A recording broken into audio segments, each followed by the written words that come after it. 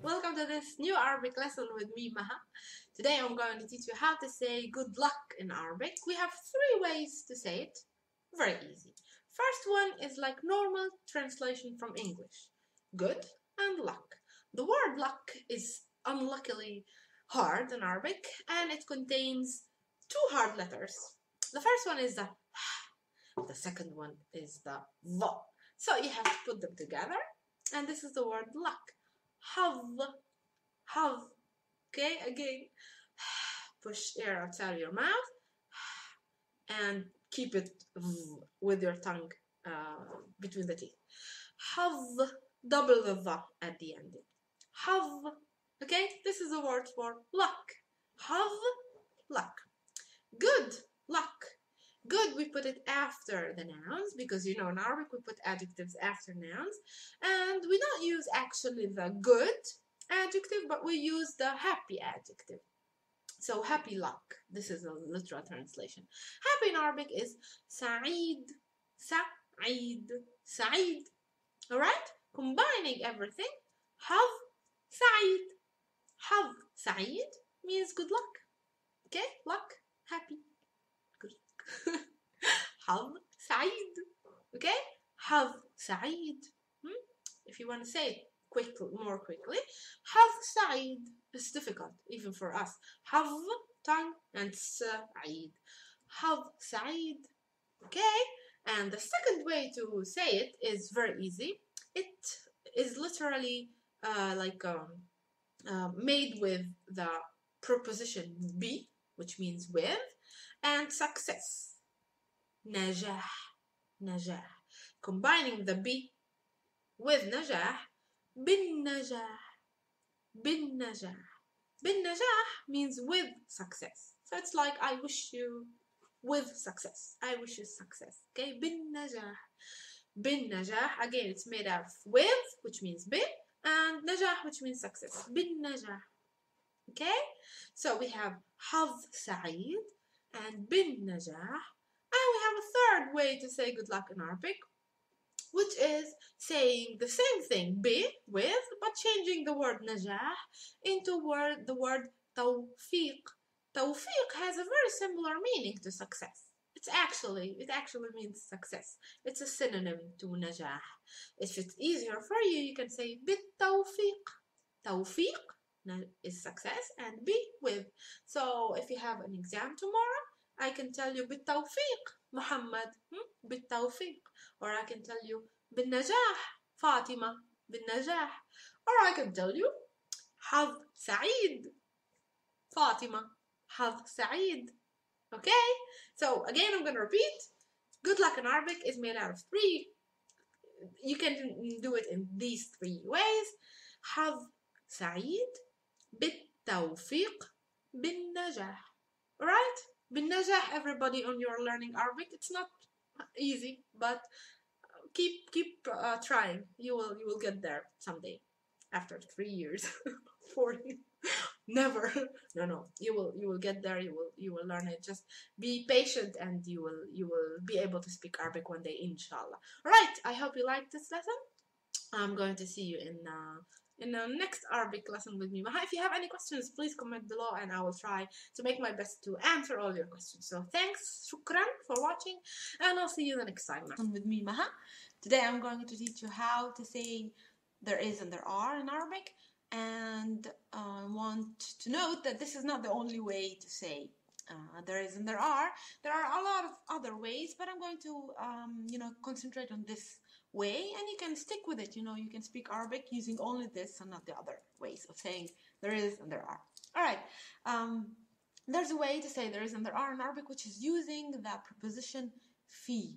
Fi in Arabic means in, actually. So let me give you an example. Al-qalam fi yadi. Al-qalam fi yadi. The pen is in my hand. So the pen, al-qalam, the pen, fi, in, yadi, my hand. So here you can see a normal function of the preposition fi, which means in. So this is the normal case. Sometimes this fi, which means in, is very useful in order to say not only in, but there is in, or there are in. And when do we use it?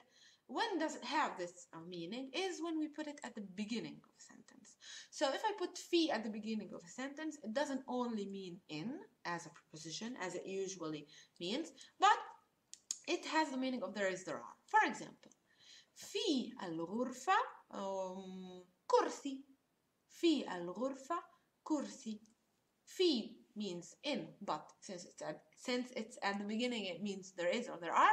So there is في الغرفة room, so there is in the room. كرسي, a chair. So in the room there is a chair. This is the total meaning of the sentence. في الغرفة كرسي. Or في البيت, في البيت غرفة. In the house, في البيت غرفة. There is a room. The thing that I told you about is that it doesn't only mean there is, but it also means there are, so plural. And it's always fi, so it doesn't change. The only thing that changes is the noun itself. So في البيت غرفة means in the house there is a room. في البيت غرف, it means in the house there are rooms. Okay? So I only changed the word غرفة, one room, to غرف, many rooms, and في stays the same thing. Let me give you more examples. في السيارة طفل. In the car, في السيارة طفل, a baby. في السيارة أطفال. In the car, there are many babies. Okay, you don't have to translate literally, because if you're translating literally, you would go like, there are in the car kids. But usually you say in the car there are kids. So you say subject, verb, object in English. So don't try to translate it literally, because you will be mistaken sometimes. You will not get the right meaning. Just understand how the language functions and how fi actually functions here. That when we put it in the middle of sentences, it's a normal preposition that means fi, like أنا في البيت, I am in the house, أنا في in البيت, in the house, and it functions that like there are when we put it at the beginning of the sentence. For example, في المدرسة طالبة, in the school there is a طالبة, a student. Or في المدرسة طالبات, in the school there are طالبات, many طالبة, many students. Alright, so I hope you really understand it. If you still don't understand it, or if you have any questions or doubts, please send me your comments, your messages, whatever you want to ask me about this lesson. And I invite you to keep watching my Arabic lessons. And I thank you for watching and learning. So see you in the next Arabic lesson with Maha. Bye! Today we're going to learn the possessive adjectives. They are very, very, very, very, very, very important. Why? Because they don't function only as possessive adjectives, but also as object pronouns. So we might use them as if I want to say my book, and as if I want to say listen to me. Okay, so my book and listen to me are the same thing in Arabic. That's why they're very widely spread in the Arabic language, and we need to learn. So we have 12 object pronouns and possessive adjectives that they are the same. We have 12 of them because we have 12 subject pronouns usually. We have I, you, me, male, you, female, they, male, they, female, and etc. That's why we have 12. And you still don't know them, click here and this will lead you to the lesson of the subject pronouns. Now let's begin with the possessive adjectives and object pronoun lesson. Now, first one is me or my. We add just the letter ya to the word. So for example, if I'm talking about the word kitab, book, my book would be kitabi, kitabi, okay? You male, the possessive adjective or object pronoun to add is ka at the ending. So if it's the word kitab, your book, talking about you male, it's kitabuka, kitabuka. This u that we add, I was speaking in Italian, obviously. My mind is exploding from languages. We add the small u, kitabuka, only to connect the possessive adjective to the word itself. So it's only for pronunciation matters, and it doesn't matter if you pronounce it or not. It just helps you connect the letters. Kitabuka. Now, for you female, the possessive adjective is ki. So instead of ka, it's ki. In the case of kitab, it's kitabuki. Your book, kitabuki. Then we have he. So male. The object pronoun or the possessive adjective is hu. So his or him is hu at the ending. For example, kitabuhu, his book, kitabuhu. Okay, if it's she, the possessive adjective or object pronoun to add is ha. So in the case of kitab, it's kitabuha, her book, kitabuha. Then we have we. We add na. So our and us is na at the ending. For example, kitabuna, kitabuna.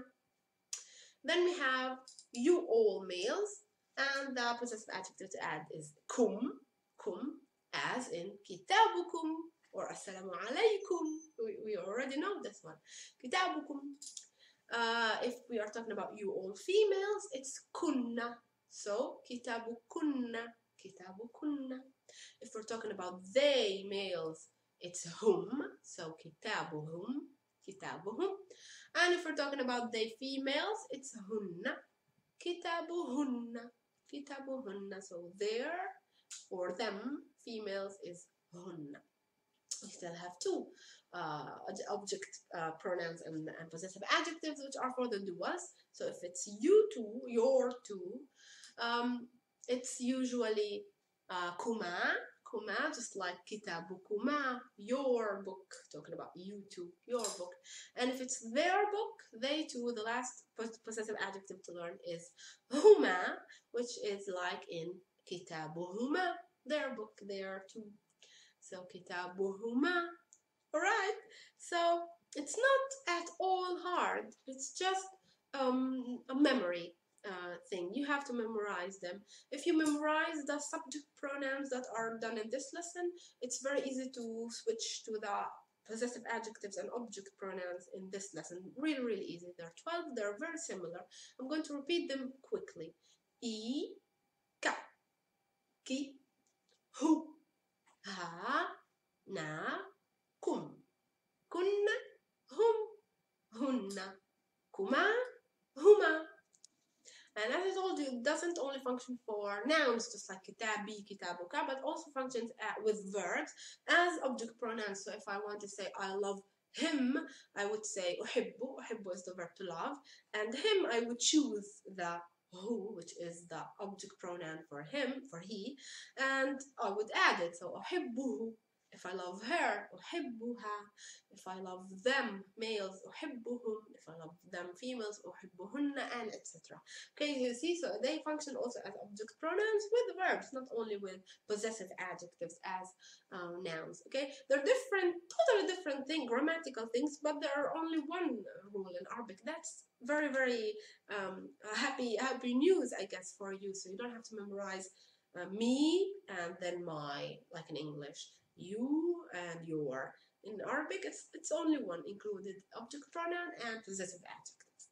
Now, if you still have any questions, any doubts, and I'm sure you have some, please comment below and I will try to answer all your questions. I hope you love this lesson. I helped you to understand the possessive adjectives.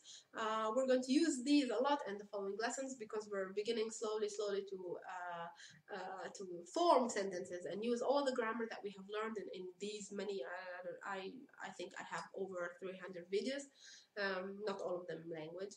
Okay, so we're going to use all of the grammar that we learned in such a lot of lessons in order to speak and you know, I'm not going to repeat these lessons, so you have to study them and then we're going to be able to speak and to use the grammar that we learned. So thanks for watching. I'm sorry it's a very long lesson, but it's a grammatical lesson, so I hope you like it and you took some notes. I'll see you in the next Arabic lesson with me, Maha.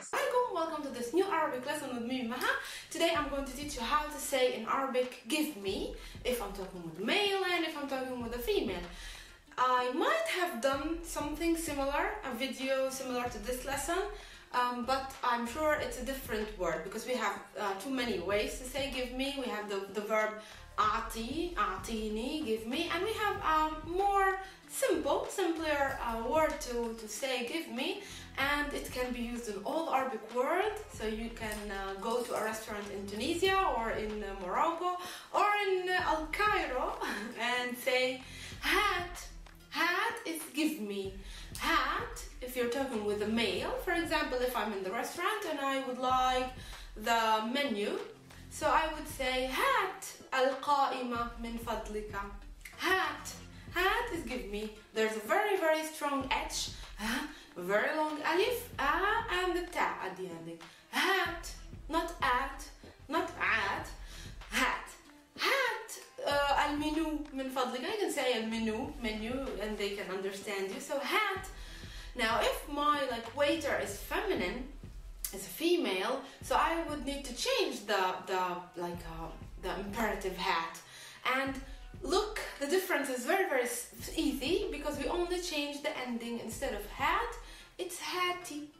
And you see the kasra below the ta at the ending, it's just a small vowel. And you know it by now. If you still don't know it, go to the lesson of vowels here, and this will lead you to the lesson of vowels, and you will understand this small e at the ending. So it's not hati, it's not a long e, it's a very short t. Hati. So hati قائمة الطعام من فضلك. Hati قائمة الطعام من فضلك. Or you can say hati المنيو من فضلك. Okay? So we have hat, you male, hati, you female. If I have a lot of people and I want you all to give me something, hatu. You just change the ending into adding a waw and an alif at the ending. Note that the alif is not pronounced, you just write it but you don't read it. Hatu. So, give me the book. هات الكتاب من فضلك. You girl, give me the book. هاتي الكتاب من فضلك. You all give me the book. هاتوا الكتاب من فضلكم. Or maybe هاتوا الكتب, the books, because you're plural. So هاتوا الكتب من فضلكم. Okay, I hope you like this lesson about hat. Give me hati, you female, give me hatu, you all give me.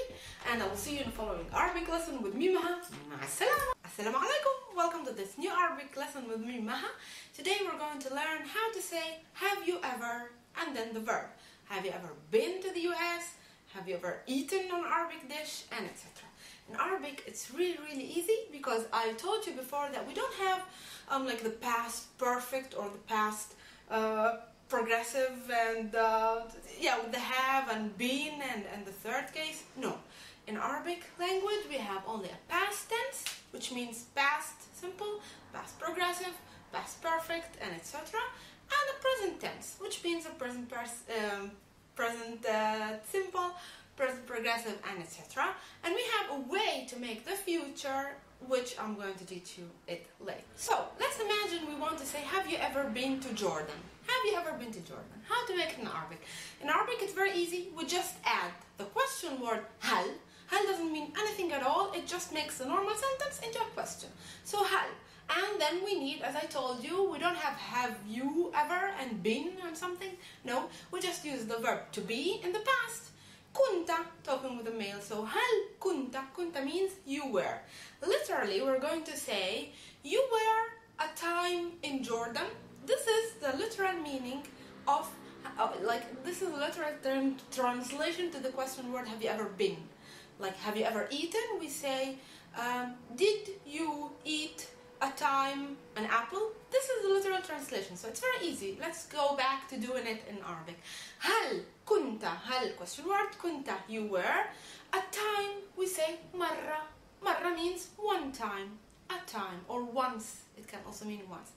So, did you or were you once or a time في الأردن, in Jordan? هل كنت مرة في الأردن? هل كنت مرة في الأردن? Okay, very easy. هل, just question word. كنت means you were, so the verb in the past that we're talking about. مرة, we always repeat مرة, and then the thing في الأردن. هل كنت مرة في الأردن? Have you ever been to Jordan? Or if I'm talking with a female, هل كنتِ مرة في الأردن? هل كنت مرة في الأردن? Have you ever been to Jordan? You female. If I'm talking with many people, have you ever been to Jordan? هل كنتم, you all, مرة في الأردن? هل كنتم مرة في الأردن? So what are you noticing here? That we only change the conjugation of the verbs. So the structure of have you ever is very, very easy. We use هل, the verb I'm talking about, but notice it should be conjugated, and مرة. So هل تتا مرة. Let's try to do have you ever traveled by train? So هل, and the verb to travel is سافر. You traveled, سافرت. هل سافرت مرة بالقطار? هل سافرت مرة بالقطار? Let's translate it literally so you understand what I'm saying. هل سافرت? You traveled one time in the train. You traveled one time in the train. Asking it as a question means have you ever traveled by train? Have you ever eaten an Arabic plate or dish? So we need to change the verb went to go or سافر to travel with the verb to eat. So هل أكلت? أكلت is you ate. هل أكلت مرة طبق عربي or صحن عربي? صحن عربي means an Arabic plate. هل أكلت مرة صحن عربي? Did you eat or have you eaten? Have you ever eaten an Arabic plate? I'm just trying to translate it now. I'm destroying my English using Arabic. Alright, but yeah, this is the way we do it. Did you? The verb that you did one time and the rest of it. هل أكلت مرة? هل ذهبت مرة? هل سافرت مرة? And remember to conjugate the verb we need. Alright, I'm going to give you some verbs here. Important verbs. I want you to try to use them into sentences asking have you ever done this action of the verb that I'm giving you. Alright, I want to see your homework here below or on my Facebook page I'm going to send you, or add me as a friend on Facebook and send me your homework. I'd love to see good, correct answers, and I hope you like this lesson. If you have any questions, any doubts, please comment below and I will try my best to help you, even if it's too hot now. It's too hot this summer in Italy. I don't know, yeah, too hot. But I will try to answer your questions anyway. So I kiss you, Bosa, and hi, and welcome to this new Arabic lesson. I promised you I'm going to do the whole conjugation for the preposition عند. You know that prepositions don't have conjugation, but this preposition has a conjugation. Why? Because it functions as the verb to have. So this lesson is a continuation to this other lesson. Please click here and go, and you will understand what I'm talking about. And then come back here. You will need this lesson in order to complete the verb to have. So here is the verb to have. How I say I have, you have, they have in Arabic. The first one is عند plus e. So عند plus me, which is the object pronoun. I'm going to illustrate all object pronouns for the 12 pronouns that we have here in Arabic in order to make the verb to have. So the first one, عندي, I have, عند plus e. There is to me, which means I have, عندي. You male, عند plus ka, عندك, عندك. You female, عند plus ki, عندك, عندك. You have, like you have a car, عندك سيارة, عندك. He has, عند plus hu, عنده, عنده. He has a car, عنده سيارة. She has, she female, we have to put عند plus ha, عندها, عندها سيارة. She has a car. And then we have we. No, we. My Italian is just coming up. So we have to put عند plus na. عندنا. عندنا سيارة. We have a car. عندنا. Then we have they all, males. We have to add to the عند, we have to add hum. عندهم. عندهم. عندهم سيارة. They have a car. And then we have هن, they females. عند plus هن. عندهن. عندهن سيارة. They have a car. Then we have, I skipped the you, but it's okay, I'm going to do it now. You all, males. أنتم.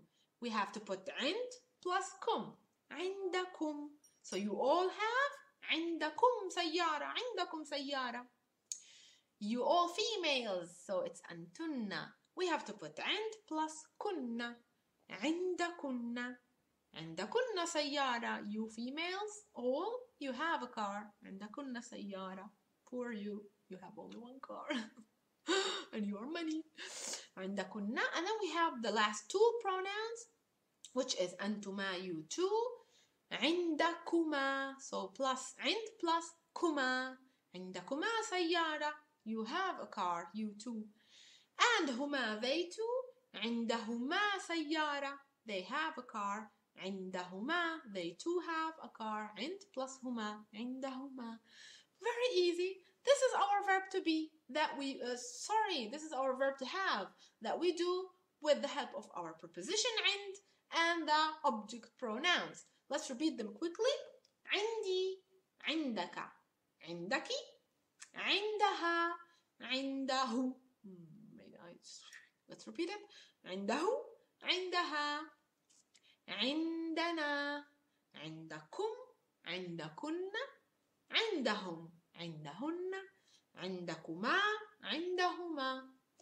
Okay, this is our verb to have with the help of عند. This is the 10th time that I repeat this.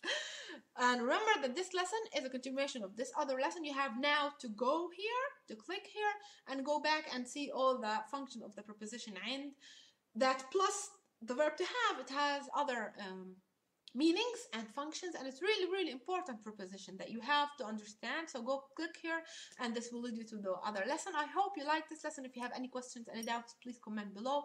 I kiss you, Busa, and Mas. Hi friends, and welcome to this new Arabic lesson with me, Maha. Today we're going to learn how to ask somebody what happened, what's wrong, what happened to you, and what's wrong with you. So let's begin. We have two ways of doing it. We need the word, question word, what. And we know that for asking what, we have two ways. We have the word ma, and we have the word ماذا. The word ma is used with nouns, just like ما اسمك, ما اسمك, what's your name, ما اسمك. And the word ماذا, the question word ماذا, is used with verbs. Here, we're asking what happened to you. What happened is a verb, so we will choose ماذا and not ma. So, this is the first rule. ماذا. We need the verb to happen in the past. To happen in the past, we have two ways. I told you we have two verbs. حصل, حصل. حصل, حصل means happened. جرى, جرى also means happened. So you can say ماذا حصل. ماذا حصل. What happened? ماذا حصل to you. To, we have the preposition لا. And you, we have the possessive adjective ka. Laka altogether means to you. ماذا حصل لك? ماذا, what? حصل happened. لك. ماذا حصل لك? If you're a female, instead of ka, we put ki. The same question. ماذا حصل لك? ماذا حصل لك? If you're many people, instead of ka or ki, we put kum. ماذا حصل لكم? ماذا حصل لكم? Or you can just simply say ماذا حصل, what happened, the same thing with جرى. ماذا جرى? ماذا جرى لك? ماذا جرى لك? And ماذا جرى لكم? ماذا جرى? What happened? Okay? Now we can ask the same question in the present tense. What is happening? What is going on? In that case, we have to repeat the question word what, ماذا, or ma. Because, why? Because ma, I told you, it's used with nouns, and since I'm doing what is happening now, in Arabic we don't usually translate it as what's happening now, but what is the thing that is happening now. So what is the thing, it becomes a noun, and that's why I go and choose ma and not mada. I don't know if you understood this. If you still didn't, just write me below, and I will try to repeat this little difficult grammatic thing in Arabic. So ma, what is the thing that is happening? Ma alladhi. Alladhi is a relative pronoun. It connects the thing that, which, just like which, that. So ma alladhi, what is the thing that? Alladhi means the thing that, or the one that, okay?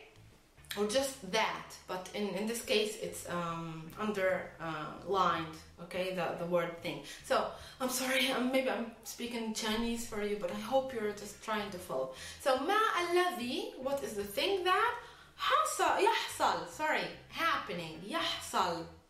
ما الذي يحصل, what is happening.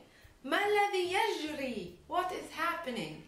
ما الذي يحصل لك, what's happening to you. ما الذي يجري معك, what is happening with you, okay? So ما الذي يحصل.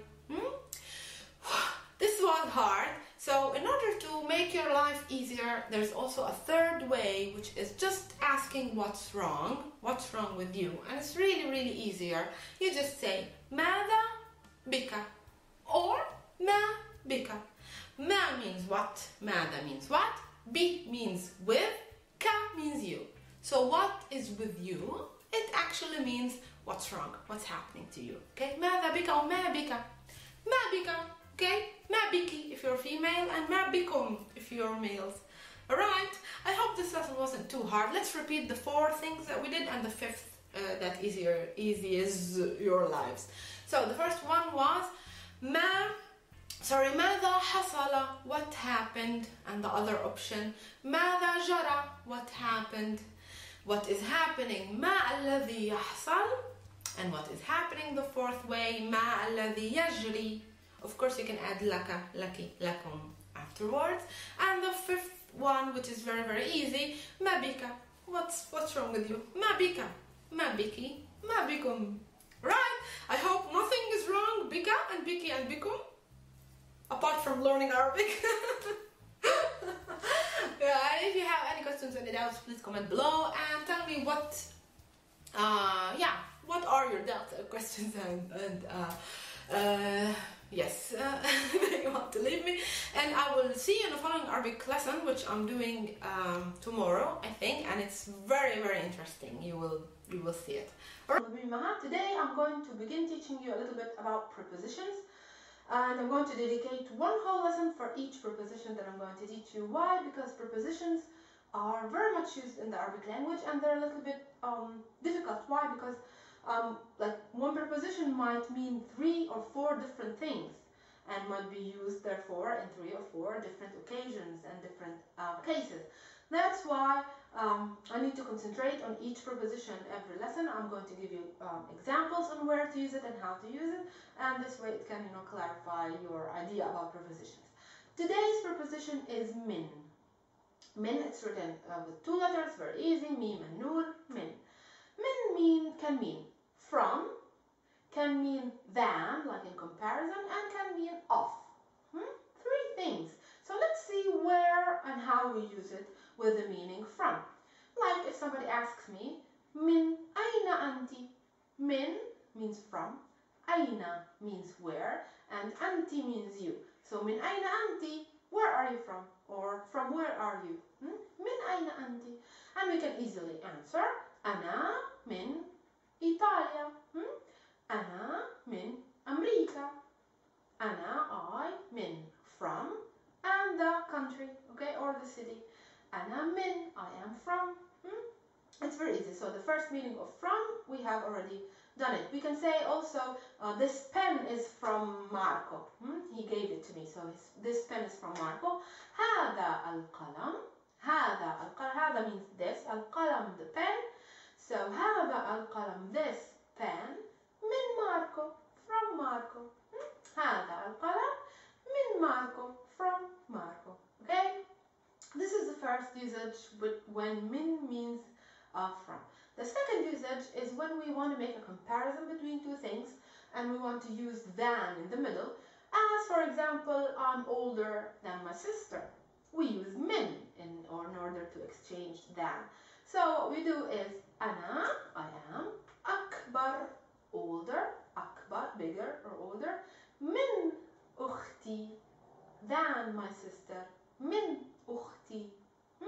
So أنا أكبر من أختي.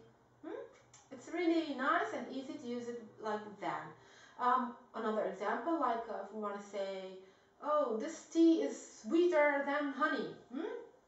So we can say هذا الشاي, this tea, أحلى, more sweeter, أحلى من العسل, sweeter than العسل, أحلى من العسل. Again, هذا الشاي أحلى من العسل. من means than.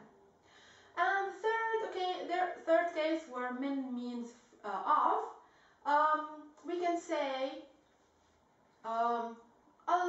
one of the boys, like partitive, yeah. One is واحد of the boys, min of, min الأولاد, one from the, like literally meaning one from the boys. One of the boys, واحد من الأولاد. Here min means of. Another example is a little of water, little of water. I have to say القليل, which means little, من الماء, min of ماء, water. القليل من الماء. Okay? So we have seen today 3 cases where we use min. With the meaning from, like أنا من فلسطين. With the meaning than, أنا أجمل من ماريا, or أنا أكبر, I'm bigger than من ماريا. And the last case, which means of, like one of the kids, واحد من الطلاب, or some of the kids. القليل من الطلاب, some of the water. القليل من الماء. Okay? So this is the lesson for the preposition min today. I would like you to try to make some examples with min with the words that we have already learned. Now, I've been doing 2 years of videos, more than 350 videos on my channel, so you might have, you should have accumulated a lot of vocabulary by now if you have seen all of my videos. So now you can create your own sentences with the words that we learned before to combine them with these prepositions that we're learning. So today I would like you to try to make me some sentences with min. I'm bigger than, or of, and etc. Okay, or I am from, using min. Okay, so I'll be waiting for your comments. This is your homework. Thanks for watching, and don't forget to send me your pictures. Look at the pictures of my students this week. Don't forget also to subscribe, and that's it. Thank you for watching. I'll see you in the next preposition lesson with me, Maha. Hello and welcome to a new lesson with me teaching you Arabic. Today I will dedicate this video on teaching you how to ask questions. So it's about interrogatives in Arabic. I will teach you questions that are similar to the WH questions in English: when, why, where, how, and etc. And I will begin with asking about the subject. If I want to ask who in Arabic, who, I usually begin with the interrogative, so it's like English. I begin with the question word, which is who, and in order to ask about the subject of the sentence, I should use the word man. Okay, so if you remember, you in Arabic is anta for male and anti for female. If you have watched my older videos, you will be familiar with these, anta and anti. And I also taught you that we never put the verb to be in the present tense, so there's no need, if I want to ask who are you, there's no need for are. I just choose man, which is who, and then I choose you directly without are, is, or am. Okay, no verb to be in the present tense, no need to do it. Who, you, it means who are you. So let's apply this to Arabic.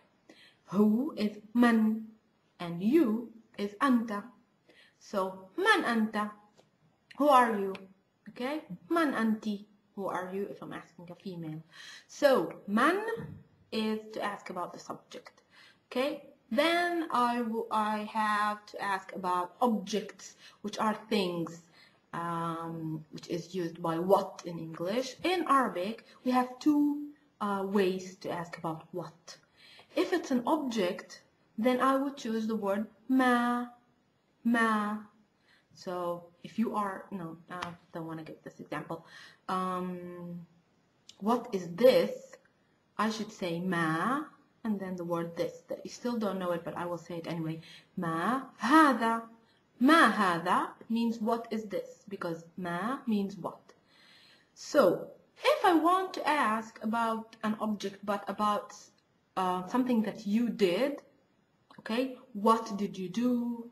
That you do. What do you do? What will you do? So if I'm asking about a verb, what will be ماذا.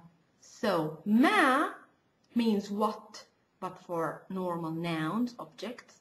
What is this? What is that? What is your name? Okay. But if I want to ask about things, verbs, things that we do or we did or we will do, then I would choose the what, which is ماذا. So ما and ماذا. Okay. ماذا أكلت? What did you eat? I would never say ما أكلت, because ما, it should be followed by an object, a noun. ماذا, it should be followed by a verb. Okay. All right. When we would choose the word متى. متى. So if I want to ask, when did you eat? متى أكلت. متى أكلت. Okay, and then we will have to ask about where. Where did you eat? The word, the interrogative for where is أين. أين. أين أكلت. Let's try to change verb. Where did you go? أين ذهبت. أين ذهبت. Okay, where do you study? أين تدرس. أين تدرس. Okay, now the last one is why. Why we say لماذا. لماذا. لماذا, all together. لماذا. Why did you go there? لماذا ذهبت إلى هناك. Okay, I know the words, you still don't know the words. Some of you still don't know these words, but just to get you into the Arab world, I'm gonna say these phrases. Okay, I'm gonna use a question, a sentence with each and every question that I taught you today. Okay, so let's start with who. Okay, who are you? من أنت or من أنتِ, and the response would be أنا, أنا something else. Okay, and what? ماذا. ماذا followed by verb. ماذا أكلت أمس.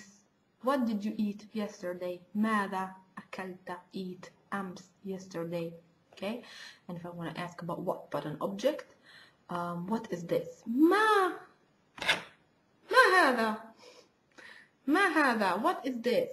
Okay, ما هذا, not ماذا هذا, because ماذا is what, but only for verbs after it. Sorry. Okay, when متى ذهبت إلى المدرسة. متى ذهبت إلى المدرسة. When, متى ذهبت, did you go, إلى المدرسة, to school. Okay, when did you go to school? متى ذهبت إلى المدرسة. Okay, and where is the table? أين, which is where. أين, the table, because is doesn't exist. The table is الطاولة. الطاولة. So أين الطاولة. Where is the table? Okay, and why? Why do you study Arabic? لماذا, which is why. لماذا تدرس, you study العربية. العربية, why do you study Arabic? لماذا تدرس العربية. And then the response would be because it's a beautiful language. لأنها لغة جميلة. Okay, I hope you liked the lesson of today. Practice and watch my following videos. I'm gonna upload much more. Okay, see you. Bye.